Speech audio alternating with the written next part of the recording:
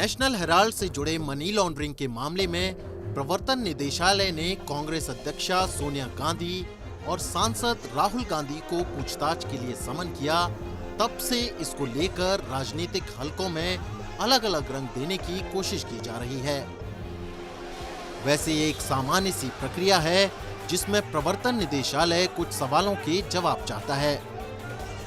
राजनीतिक नजरिए से इसकी अलग अलग तरह से विवेचना करी जा सकती है, लेकिन राजनीति से इतर इसका बुनियादी पहलू ये है कि नेशनल हेराल्ड से जुड़ा मनी लॉन्ड्रिंग का ये मामला आखिर है क्या और ये कैसे सामने आया। इसकी एक पूरी श्रृंखला है जिसको समझना बेहद जरूरी है। नवंबर 2012 में जाने माने राजनेता सुब्रमण्यन स्वामी ने नेशनल हेराल्ड को लेकर एक मामला दर्ज कराया। केस आगे बढ़ा और इस मामले में दिसंबर 2015 दिल्ली की पटियाला कोर्ट ने सोनिया गांधी और राहुल गांधी समेत दूसरे आरोपियों को जमानत दी। आरोपियों की तरफ से सुप्रीम कोर्ट का भी रुख किया गया, लेकिन 2016 में सुप्रीम कोर्ट ने कांग्रेस के नेताओं के खिलाफ कार्रवाई रद्द करने से मना कर दिया। इस केस में एक अहम पड़ाव उस वक्त आया जब सोनिया गांधी और राहुल गांधी की तरफ से आयकर विभाग के नोटिस के खिलाफ दायर की गई याचिका को खारिज कर दिया गया। इस फैसले को सुप्रीम कोर्ट में चुनौती दी गई, लेकिन सुप्रीम कोर्ट ने इसे खारिज कर दिया और कहा कि आयकर जांच चलती रहेगी।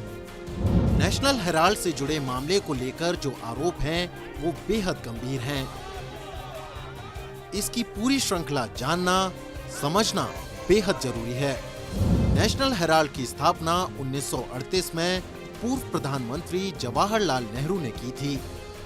नेशनल हेराल्ड का मालिकाना हक एसोसिएटेड जनरल लिमिटेड यानी एजेएल के पास था, जो नवजीवन और कौमी आवाज नाम के दो अखबार निकाला करता था। साल 1956 में एसोसिएट जनरल लिमिटेड यानी एजेएल को गैर व्यावसायिक कंपनी के तौर पर स्थापित किया गया। साथ ही इसे कंपनी एक्ट की धारा 25 से भी मुक्त कर दिया गया। यहीं से इसका डाउनफॉल शुरू हुआ और फिर ये कंपनी धीरे धीरे घाटे के दलदल में फंसती चली गई। और फिर एक ऐसा समय आया कि इस कंपनी के ऊपर 90 करोड़ का कर्ज हो गया।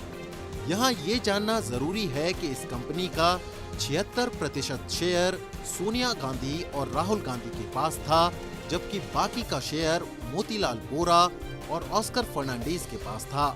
जाहिर है कि ये सारे नेता कांग्रेस से जुड़े हैं, लिहाजा कांग्रेस पार्टी ने 90 करोड़ का लोन यंग इंडियन नाम की कंपनी को ट्रांसफर कर दिया। अब एसोसिएट जनरल लिमिटेड तो लोन चुकाने में असमर्थ था, तो उसने अपना सारा शेयर यंग इंडियन को हैंडओवर कर दिया। इसके लिए एसोसिएट जनरल को महज 50 लाख रुपए दिए गए। इसी को आधार बनाते हुए सुब्रमण्यन स्वामी के द्वारा याचिका दायर की गई।